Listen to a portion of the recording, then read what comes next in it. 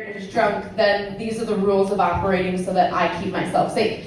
But we start to learn these repetitive messages, and our brain really latches onto these core beliefs that I refer to as source beliefs.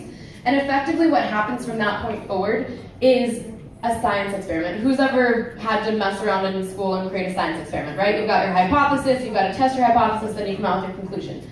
Unfortunately, what happens, again, in childhood, you're not in control, right? So how the science experiment is set up for you, you don't have any control over that. Your parents are like, here's a variable. School's like, here, take this variable. And you're like, I don't want that variable, but it's still in your science experiment, unfortunately. So you build a science experiment, and the conclusion is, potentially, I have to be in control to be safe, or everyone's always going to abandon me, or all life is chaos, so it doesn't really matter what I do. There's a variety of these messages, which I'm going to get to in a moment.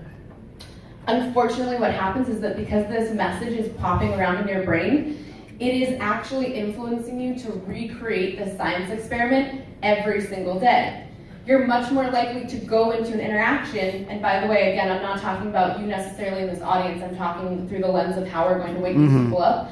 They're operating in their environment with this rule that's actually teaching them to accidentally put certain people in these same variables as childhood. So it's actually putting on this set of glasses where you're much more likely to see something in somebody that everyone else would be like, pause button, are you kidding me right now? No, that didn't just happen. And they're like, no, it really happened. This happens all the time. But their brain is showing them, okay, that person is enough like this person from my childhood to put them into this variable. And you're always going to get the same results, but you're getting the same results as childhood because you're setting up a faulty experiment. Not because people are really like that. You're putting them into these roles, and your brain is jumping that next conclusion to be like, obviously they hate me, and I'm done. Obviously they're going to reject me. And if your brain is thinking, I'm always going to get rejected, it's going to alter your body language and communication in that interaction. And you better believe they're much more likely to then be like, bye, you're weird. Because in your head, you're like, they're gonna abandon me, panic. I can't think about my thoughts, and I don't know what I'm gonna say. And then they're like, wow, that person's really weird. And then they're gonna run away from you. So that's effectively what happens there. So, and again, I'm going to make sure Brandon can get you these slides because I'm going to try to go into major cruise control here. So on the left-hand side, we've got our micro-level source beliefs. This is going to be our individual source beliefs. And through all the research that I've done, these 5 are the most common. Sometimes you start with 1, and then your brain adapts as you get older, and you actually have 2 of these.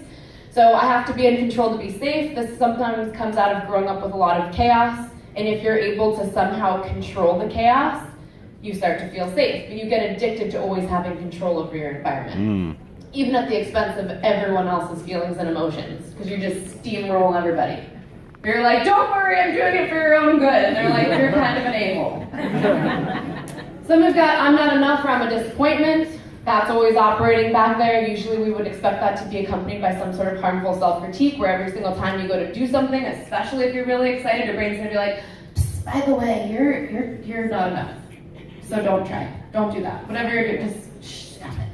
Not even worth it. Drop it now. Then we go number 3. No matter what I do, I will always be abandoned or ignored. That's a big one. It's really easy for a child to experience abandonment. The parent doesn't actually have to physically leave to experience abandonment. Because remember, you're only patterned with what you perceive happens to you. So as a child, your parent might just have to work really hard. But your little innocent ball of clay that just wants love is like, mommy's never home. And then your brain's like, it's obviously because you're not enough. Have a nice life. Even though your mom's like, I was just trying to work hard to support our family. Your brain doesn't know that. Your childhood brain is just like, mom's not here, therefore mom doesn't love me, doesn't want to be here. Our brain is really good at jumping to really faulty conclusions. Then we go, I have to hold it all together for everyone. That's a big one. If you were a peacekeeper in your childhood, that's probably you. By the way, I would actually argue, and we won't have time to go into this, I think most of the people in here have some aspect of this, which is part of why you're here, because you've always been able to do the critical thinking required to hold it all together, like, what is this person thinking? What is this person thinking? How can I manage this? Let me be the mediator. And that mediation ability to see both sides is why you're woke, naturally. So congratulations. Then we've got number 5, life is chaos. This is more of an existential question. I've seen this happen a lot with people that were raised with a lot of physical trauma, where again, that little innocent ball of clay, as soon as you're experiencing physical trauma, your soul just kind of shuts down. It's like, well, life sucks, life's chaos, God hates me, whatever the other things that come after that are. So you're much more likely to have that life is chaos if you've experienced something really traumatic, especially without any spiritual context. You're just like, well, okay, let's just throw in the towel now. So a lot of these will turn into what I call macro level source beliefs once you then start to form into your little groups. You know, I was raised Jewish. Jews have a pretty specific set of macro source beliefs. If we look at I have to stay with my group to survive, this is probably going to ring true for many of you. When you grow up and you're patterned to think that you are different than someone else and someone else is the enemy or someone's out to get you or they're always going to be the predator, your brain's going to be really likely to be like, oh, only have to stay with my group to survive. This is what we do. We don't talk to that person because they're automatically our enemy. And I think, because I am going to run out of time, certainly, we were talking about this saying that I give a lot in lectures, which is, if someone shows up to something smelling like bacon, someone's going to raise their hand and be like, I love bacon. I will eat you.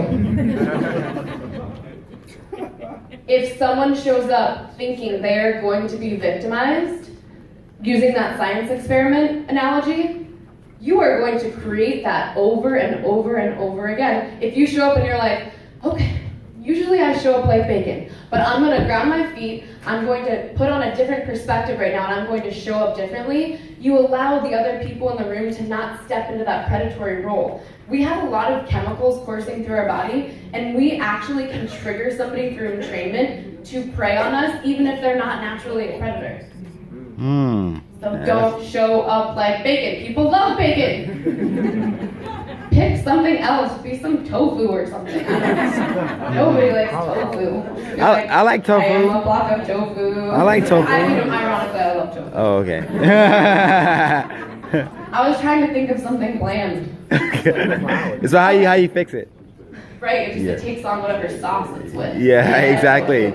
Yeah. Okay, so then we go, again, I'm not enough or I'm a disappointment. That definitely tends to transfer over to a more group belief. This one's a big one. History repeats itself and there's nothing I can do about it. Who was made to believe that that was true when they were little? That history repeats itself and there's nothing you can do about it? Raise your hands. You guys get this thing, right? Okay. So that's not actually true.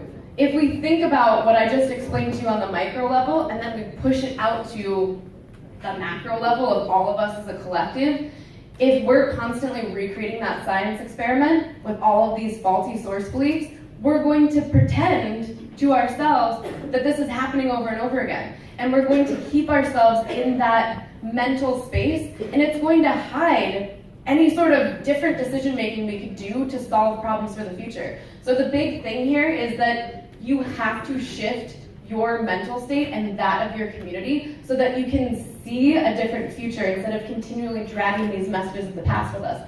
I just got the 2 minutes thing, so I'm cruising. I'm different and I will always be treated differently. That's a big one. I am and will always be a victim. Big one. I'm going to find a way to get you guys these. Ooh, man. No, you guys, there's so many. This is a lot of time. Oh, shoot. Okay, I'm going to hit this real fast. So, one of the ways that our sense of reality is altered, and usually we'll experience that in childhood. You know, many of our relationships with our parents or siblings or teachers can be something that we would all describe as toxic, right? Has anyone ever experienced a toxic relationship? Yeah. Great. So, toxic relationships mess with you mentally, where every 5 seconds you're like, am I taking crazy pills or are you crazy? Right? You question your reality. That concept is called gaslighting. Gaslighting. And I wish there's like a whole other lecture. Wow. Dang. Okay, here's the deal.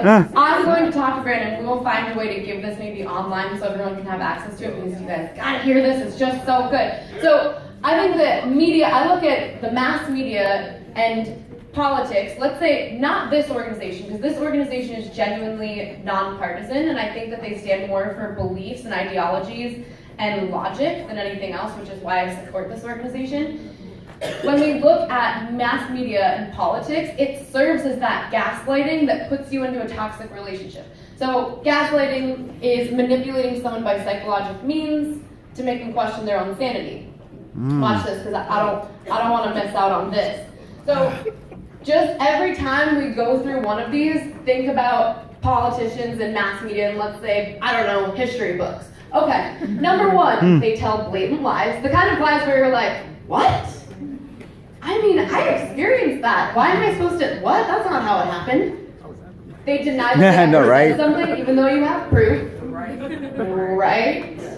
Then they use what is near and dear to you as ammunition, kind of like your friends and family. You can't say that, otherwise your friends and family are going to never talk to you again. They're going to call you names. They're going to leave you. You're going to be a lonely island. They wear you down over time, and don't get it twisted. This has been happening for a long time. Very long. In fact, I have an image that I will show you. Their actions don't match their words. I think we can all draw on a few references from the past few years. Politically speaking, that is. They throw in positive reinforcement to confuse you. Who can think of what some positive reinforcement might be here to confuse you?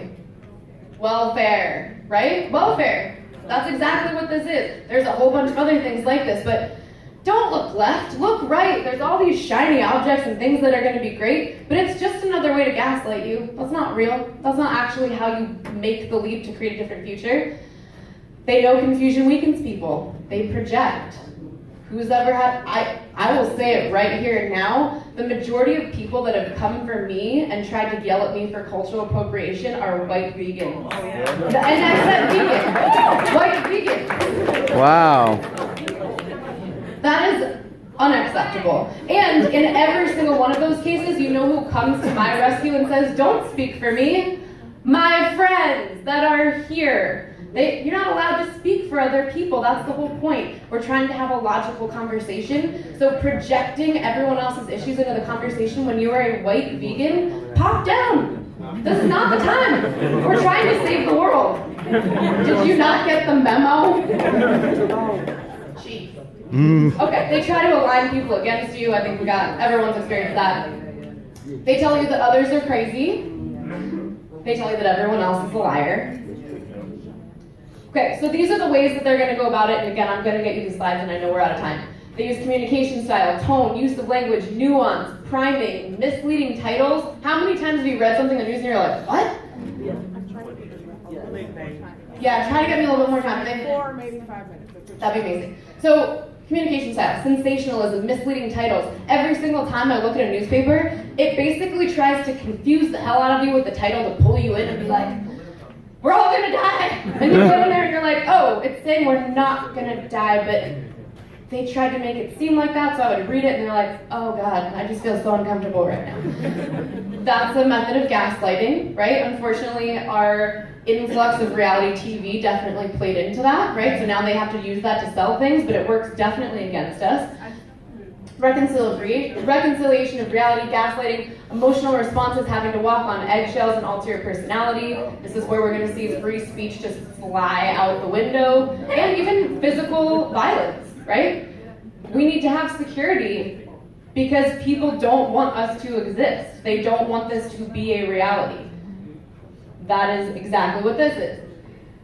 I'm going to try to skip forward. So one of the things that we have to look at when we're looking at master narratives, mass media narratives, these stories that are told over time to validate our history and why we're victims or why we can't do this or why it's always going to end up this way. Let's look at this girl.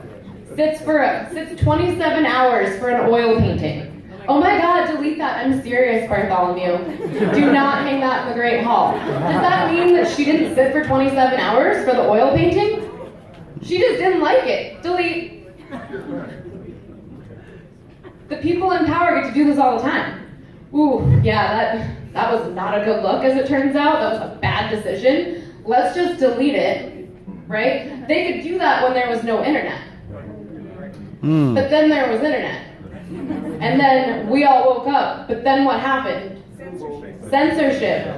If you don't think that the internet is vastly censored right now, and again, I know I'm in the right room for this, it is incredibly censored. That's another way to do this deletion. Because they couldn't control it, so now they've bought up everything and they're controlling the conversation, and that's not reality. It's not. If I showed you my Instagram DMs of people that were like, but wait a second, I see Trump hats and black people, and I'm like, yes, they exist. I know, it's hard for you to comprehend, but it's an actual reality. Just like black people and white people actually get along and get along. It's shocking! Wow. So we all have had those experiences as a child where something happens, not a good look for your parent, and then all of a sudden they try to tell a different story, and every time you say it, they're like, it didn't happen like that. That's not how it went down. It happened like this, and they try to do it so many times while waving their hands like, one day you're going to repeat the story that I'm telling you. Basically what happens with history. I'm not a bad parent. You were acting up. You were speaking out of line. You're like, but I don't remember it that way. Okay, so we've got to remember that a narrative has so many parts to it, right? If I were to try to get your life story, what's your name? Maria. I like your vibe too. You're super paying attention. Everyone is so focused right now, I'm digging it. So, if I had to get to know your personality, I would have to know so many different aspects of things that have happened to you to put together the whole picture. That's what happens here, and they're telling me to stop. I will make sure that I get this lecture up for you guys because there's so many more slides. I love you guys. Sorry for